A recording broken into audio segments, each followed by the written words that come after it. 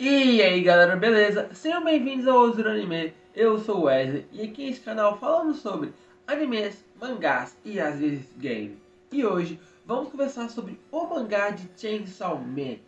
Eu sou um colecionador de mangás, né? Como vocês podem estar vendo, eu compro vários mangás, faço vídeo de compra, essas coisas.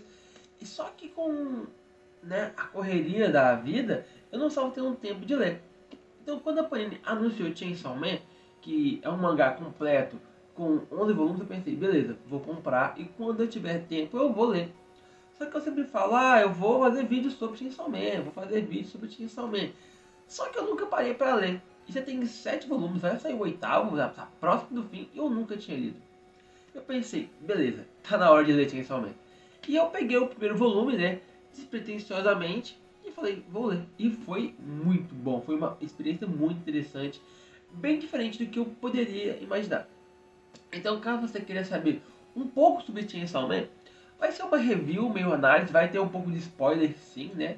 E eu vou comentar até o volume 3, né, que são os que eu tenho aqui. Né? Então, se gostarem, deixe o like, comentem, compartilhem e vamos lá. Lembrando, Chainsaw Man foi um mangá publicado pelo autor, né, Tatsuki Fujimoto, que é o mesmo autor de Fire Punch, que é um mangá que foi publicado pela JBC. Ele foi publicado na Shonen Jump, né, e ele já finalizou com 11 volumes, mas já está previsto para ser lançado a segunda parte. Então, né, para quem gosta de mangá finalizado, é uma boa você comprar Chainsaw Man. O preço inicial dele era de R$ 29,90, agora se eu não me engano está R$ 33,90 ou R$ 34,90. É um mangá bimestral, então você ainda consegue comprar mês sim, mês não. E eu acho que é uma oportunidade muito boa você comprar por agora, porque vai sair o anime de Chainsaw Man pelo estúdio Mapa e vai explodir. Né? Ele já vende muito bem aqui no Brasil, fora, mas quando o anime estrear, pode ter certeza que as vendas vão aumentar bastante e vai esgotar. Pode ter certeza. Mas, vamos lá. Sobre o que se trata Chainsaw Man, né? Chainsaw Man, ele é curioso porque você percebe que ele quer fazer algumas críticas, né? Mas vamos falar um pouco da história. Nosso protagonista é o Denji, né? Que é esse maluco aqui. Ele é um cara que é um ferrado na vida, é um fudido na vida. Por quê? Ele, desde cedo, ele é basicamente um escravo, né? Porque o seu pai, ele tinha uma dívida com umas certas pessoas, uma máfia, e o pai dele morreu, e o cara da máfia falou, olha, você tem duas opções, ou você vai trabalhar e pagar a dívida do seu pai, ou você vai ser morto aqui. Então, desde criança, ele trabalha, tem uma vida miserável para pagar dívida. Inclusive, ele fala logo no início que vendeu parte do seu corpo, fez lá, vendeu testículo, vendeu um olho, várias coisas para pagar a dívida. Só que mesmo assim, não tá nem perto.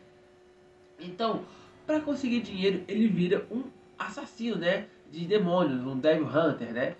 E ele começa a matar vários demônios para conseguir o dinheiro. E ele sempre dá o dinheiro para esse cara, para esse velho que cuida dele, né? Entre aspas, cuida. E ele tem um demônio de estimação, que é o Pochita. É um cachorrinho serra elétrica.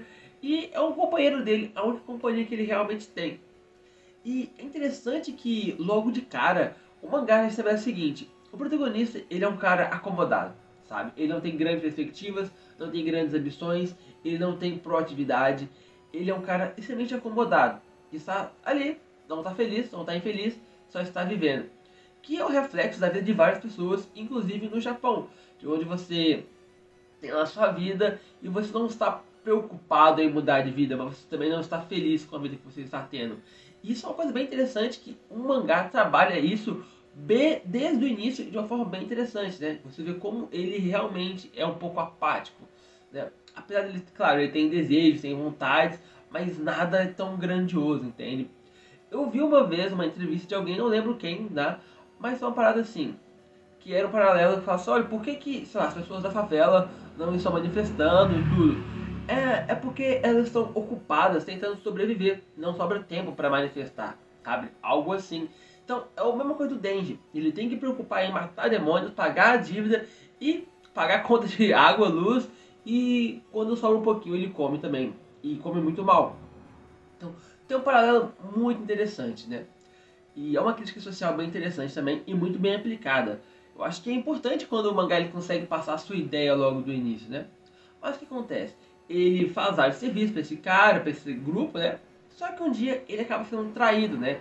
Ele vai para um serviço matar um demônio, só que na verdade ele que estava sendo morto, né? E aí ele acaba morrendo, só que aí nós vemos uma coisa que é interessante. Ele tinha combinado com o Pochita, que é o demônio, que quando ele morresse, o Pochita poderia reencarnar no corpo dele. E é isso que o Pochita faz. Então o Pochita reencarna no corpo dele, dando ao Denji uma nova vida. E o Denji promete pro Pochita que ele vai realizar vários sonhos dele, vários desejos, sabe? São vários desejos carnais, essas coisas. O Denji vai tentar realizar para agradar o Pochita, porque agora ele vive não só por ele, mas por ele e pelo Pochita. E aí é quando ele transforma nesse Homem Serra Elétrica, né? Que é bem interessante, é bem grotesco, né? E o desenho em si, eu ver se eu consigo mostrar pra vocês, é bem interessante. É um desenho bem agressivo, sabe? E, bom, eu vou colocar uma imagem em vez de eu abrir o mangá, né? Vai ser mais fácil de explicar. Mas é um desenho bem agressivo e muito estiloso. Claro, eu acho a arte desse mangá bonita, acho. Mas eu acho nas batalhas, acho ela um pouco confusa. Porque tem vários detalhes e muita coisa. E realmente, muitas vezes, não me pega. Mas a ação, você consegue sentir o peso que ela é realmente muito carregada. Eu gosto. E é estiloso. Mas o que acontece? Quando ele faz isso, ele acaba virando um homem demônio, mas é uma coisa muito rara, sabe? Então o Denji, ele é um ser diferente. E o que acontece? Tem a Makima, né, que ela trabalha no como se fosse o serviço público de caçadores de demônios. Tem os caçadores de demônio, são pessoas normais, por conta própria, para caçar os demônios, e tem a segurança pública que também faz isso, sabe? Como se tivesse a parte privada, né, dos caçadores de demônio. Ela vira, olha, então, você virou um homem meio demônio ainda, então você tem duas escolhas. Ou você vai trabalhar com a gente, ou você vai ser considerado um inimigo. Porque você é um demônio também, né? E aí que ele entra para essa organização para caçar demônios. A relação dele com a Makima é bem interessante, porque ele sai ali de um serviço escravo e vai trabalhar como se fosse de carteira assinada, sabe? É uma relação bem interessante dos dois. Por quê? Ele é subordinado dela, ela dá, sei lá, luxos pra ele, benefícios, e ele ainda recebe ordens, sabe? Você vê que ele tem uma dificuldade de não receber ordens, ele ainda é subordinado de alguém bem diretamente. E isso é interessante, a relação que eles criam ali, sabe? Ele começa a ter uma afeição muito grande por ela, porque ele começa a pensar sobre os seus desejos, qual é o sonho dele. E o primeiro sonho dele é pegar nos peitos de uma garota, sabe? Tanto que quando ele tá prestes a morrer, ele fala, eu vou morrer sem nunca ter abraçado uma garota, sabe? E você pode pensar, beleza, é um objetivo bem merda. Mas pensa naquilo que eu te falei. Ele não teve nada, ele nunca teve grandes ambições, ele estava só preocupado em sobreviver. E agora ele pode pensar um pouco mais. Então é normal que ele queira realizar desejos carnais, sabe? Isso eu acho interessante. Pode parecer meio besta, mas eu acho que é interessante, sabe? Você ter ali esse tipo de personagem. Tanto que quando ele entra em contato com outros personagens caçadores de demônio, a motivação dele parece muito rasa e parece muito superficial. Mas isso diz muito sobre de onde ele veio, sabe? Por exemplo, você pega, sei lá, dois jogadores de futebol, um que veio da favela e outro que veio de uma condição financeira melhor. O cara que veio de uma condição financeira melhor, ele quer, sei lá, ser o melhor do mundo logo de cara, esse tipo de coisa. E o cara que veio da favela, eu falo assim, olha, quero dar uma casa pra minha mãe, sabe? São coisas pequenas? São. Mas são, ó, pequena, falei errado. São coisas que são de dimensões diferentes? São. Mas são coisas que para cada pessoa tem a sua importância. E o Denji, ele representa muito isso, né? Porque ele é completamente deslocado, a forma com que ele age, sabe? E a relação dele com a Makima é uma relação bem interessante. E você percebe logo de cara que é uma relação um pouco abusiva. Por quê? A Makima, por mais que ela aparente ter um interesse muito grande no Denji, ela começa a usar de artifícios para conseguir manipular ele, induzir ele a fazer o que ela quer, ele achando que é o que ele quer, sabe? Entendeu? Ela vai fazendo com que... Ela vai jogando a lábia nele, você vê que tem algo por trás, que ela está tramando algo por trás e está usando ele. Mas também, por outro lado, ele está comendo melhor, está, sei lá, tendo uma casa decente, várias coisas, vários confortos, sabe? Quando você vê ele comendo algo diferente pela primeira vez, é bem interessante, que ele fica muito emocionado. Mas, neste mundo também tem os infernais, que são demônios, né, que incorporam algumas coisas, alguns seres, e eles são monstros que, sei lá, você tem que matar eles. Só que a primeira companheira do Denji, vai ser a Power, que ela é uma infernal, só que ela é racional. E a relação deles também é interessante, que a Power, por mais que ela seja uma infernal, ela tem ali uma noção, sabe, das coisas, ela consegue ser racional, consegue pensar, mas ela também é bem, sei lá, louca da vida, sabe, das ideias. E você vê que é uma parada muito interessante, porque os dois são deslocados, mas eles são deslocados um do outro também, sabe?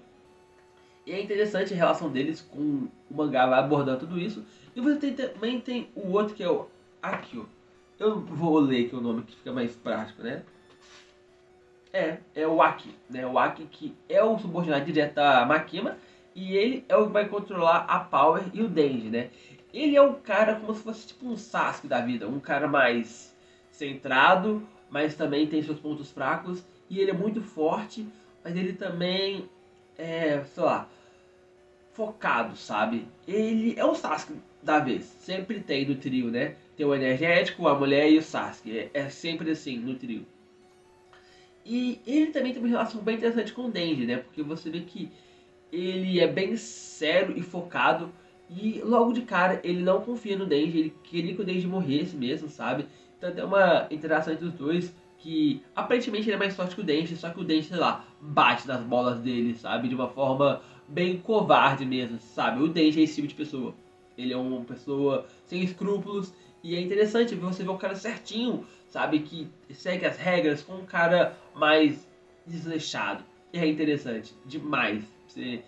Sério. E o que acontece? Tem essa relação inicial e eles começam a entrar numa grande jornada para enfrentar o Infernal específico, né? Que é o Infernal das Armas.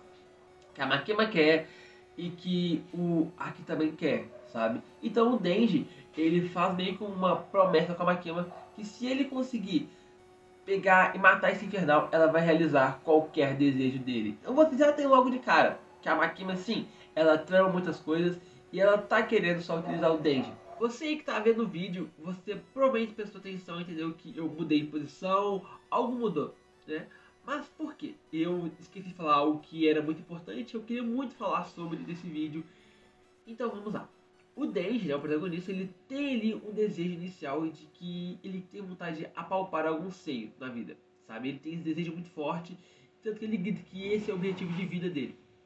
Em determinado momento, ele ajuda a Power com um problema e a Power fala, olha, como pagamento pelo que você fez, vou permitir que você apalpe meus seios. Ele vai lá e apalpa os seios dela, só que ele fica, bom, é isso? É só isso? Tipo, ele não fica realizado, sabe? Ele fica meio apático, porque ele sente um vazio.